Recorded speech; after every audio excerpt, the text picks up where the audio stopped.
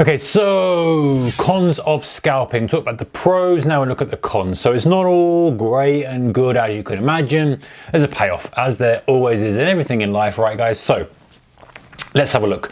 The first one is that high accuracy is needed. So in other words, I mean, this is pretty self-explanatory, right? But it needs saying, because if you're not accurate with your trade, i.e. you're just not getting that entry right, you can get away with it generally with a swing trade. And if the market goes against you 20 pips, you're looking for $2 or 200 points or 200 pips, whatever we're talking about. It's not the end of the world. You can kind of stomach that, and that's got a profitable strategy.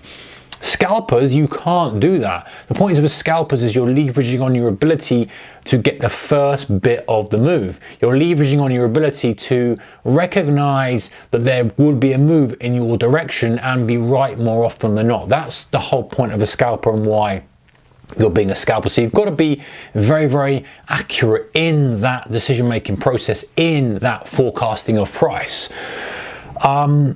The other thing is you can be easily, or number two is you can be easily fooled by noise. So in other words, you know, you can think that it's going to be a great move.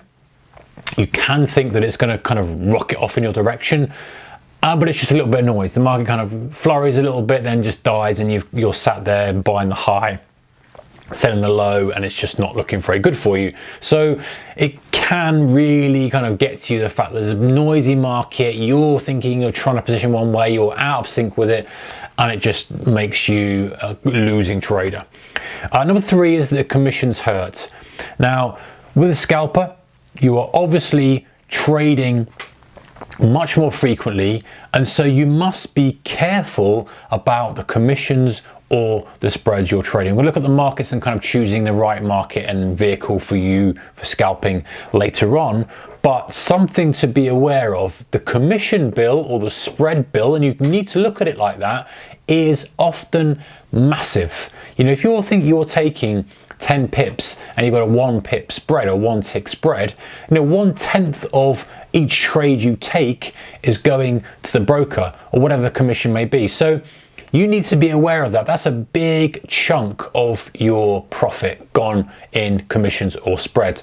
Swing trading, doesn't matter. You do 5 swing trades, you give 5 pips back, maybe you've made 500. It becomes so less relevant. So percentage wise, being very careful about your commissions and spread. Now the good news is that you might be able to negotiate your commissions or your spreads if you're super active, so you can bring that down. But very often I find a lot of scalpers who are gross profitable but net break even. If they had a better spread or commission structure, they'd be profitable. That's how much of a fine line it can be with scalping, guys. So you need to make sure that you've got really low costs, as low as you can possibly get. Time for money exchange. So the only, well, I say the only, there's a few, we've got 6 here, but one of the kind of big drawdowns for scalping is that you are really exchanging your time for money. So in other words, if you're not sitting in front of that screen, you're not making money. As soon as you go out and do something else, because you're not swing trading, haven't got a position on that could be working in your favor, yes, of course, could be going against you, but the point is you're wanting that to go in your favor and to be rewarded for making the correct decision. If you're not at your screen when you're scalping, you're just not making any money. So you're literally have a high paid job. If you can get it right, it's a very high paid job, and obviously you've got the risk of loss as well, so it's not even really a job, but you get the point. The idea is that you're exchanging your time in front of the screen for money because you don't have your money working for you when you're not on the screen. And that's a big drawback, especially if you're kind of time poor, if you're doing other stuff. That is a big problem. And you know, to scale that operation up means you've got to be way more aggressive with your position sizing, very focused, very alert, and going and trading with that increased pressure from the position size. Whereas a swing trading operation, you can scale it up with many ways. You can kind of scale it up by adding different strategies in, so more positions. You can scale it up by adding more size, but generally it's a little bit easier to scale it up and money's working for you kind of while you sleep. So just be aware of that. If that bothers you, then scalping is probably not for you. If you're not bothered about it, then all good. Right, number 5, very tiring.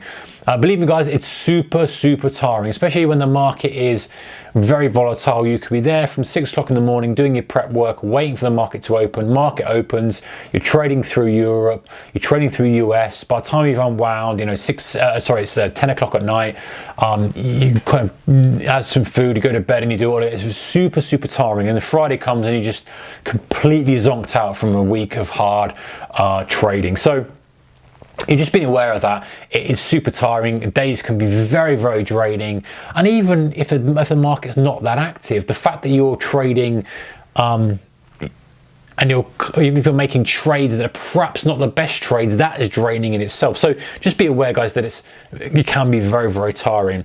And the 6th one, which is arguably the most important one here, is the exaggeration of emotion. So if you get frustrated easily, you will get very frustrated at scalping. If you get annoyed at yourself, you will get super annoyed at scalping. If you get really happy when you make a winning trade, then that is going to take over. So I find scalping really exaggerates your emotions. So you kind of swing. If you're having trouble controlling your emotions as a trader, scalping might not be the thing for you yet until you've got a handle on that.